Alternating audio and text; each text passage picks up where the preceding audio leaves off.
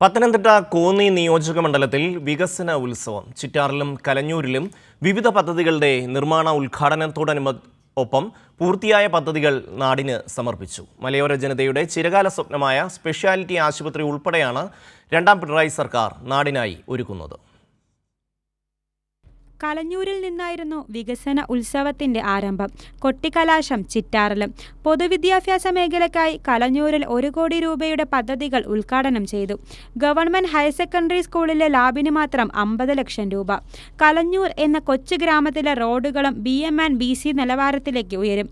ഗതാഗത മേഖലയ്ക്കായി 6 കോടിയിലധികം രൂപയാണ് അനുവദിച്ചിരിക്കുന്നത്. കാർഷിക ഗ്രാമത്തിലെ ചന്തയിൽ നിർമ്മിക്കുന്ന ഷോപ്പിംഗ് കോംപ്ലക്സിന് 3 കോടി രൂപയാണ് സംസ്ഥാന സർക്കാർ ചിലവിടുന്നത്. കലഞ്ഞൂരിലെ വിവിധ പദ്ധതികളുടെ നിർമ്മാണോദ്ഘാടനം ധനമന്ത്രി KN ബാലഗോപാൽ നിർവഹിച്ചു. കലഞ്ഞൂരിന് ഒരു മാർക്കറ്റ്, അതുപോലെ ഉദയ ജംഗ്ഷൻ മല്ലതോട് റോഡ്, ഹയർ സെക്കൻഡറി സ്കൂളിൻ്റെ കെട്ടിടം, ലാബ് തുടങ്ങി ധാരാളം കാര്യങ്ങൾ. ഇപ്പോൾ ഏറ്റവും ഒടുവിൽ മുഖ്യമന്ത്രിയുടെ CMMLRP 2 എന്ന് പറയുന്ന 1000 കോടി രൂപ പഞ്ചായത്തുകൾക്ക് മാറ്റിവെച്ച് തദ്ദേശ ഭരണങ്ങൾക്ക് മാറ്റിവെച്ച് റോഡ് കൊടുത്തതാണ് ഇപ്പോഴത്തെ ഗ്രാമീണ റോഡ്. ആ റോഡുകളുടെ ഉൾപ്പെടെ നിർമ്മാണ ഉദ്ഘാടനം നടക്കുകയാണ്. പുതിയ സ്കൂൾ ബസ് വന്നിട്ടുണ്ട്. അങ്ങനെ നിറഞ്ഞ മനസ്സോടുകൂടി എല്ലാവർക്കും പിന്തുണയ്ക്കാവുന്ന ധാരാളം വികസന കാര്യങ്ങളാണ് നടക്കുന്നത്. ചിറ്റാറിൽ ജില്ലാ സ്പെഷ്യാലിറ്റി ആശുപത്രി, വിവിധ ഗ്രാമീണ റോഡുകൾ, ഡിജിറ്റൽ സർവേ, പട്ടികജാതി പട്ടിക വകുപ്പ് നടപ്പാക്കുന്ന 1 കോടി രൂപയുടെ പദ്ധതിയുടെ ഉദ്ഘാടനവും നടന്നു.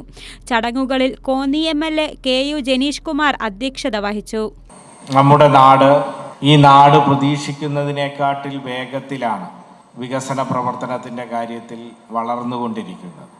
മുമ്പൊക്കെ പല ഘട്ടങ്ങളിലും മാക്സിമം 5 ലക്ഷം രൂപയായിരുന്നു നമ്മുടെ സ്കൂളിന് വേണ്ടി അനുവദിച്ചിരുന്നത് എങ്കിൽ ആദ്യം നമുക്കറിയാം കിഫ്ബിയിൽ നിന്നും 3 കോടി രൂപ അനുവദിച്ചു.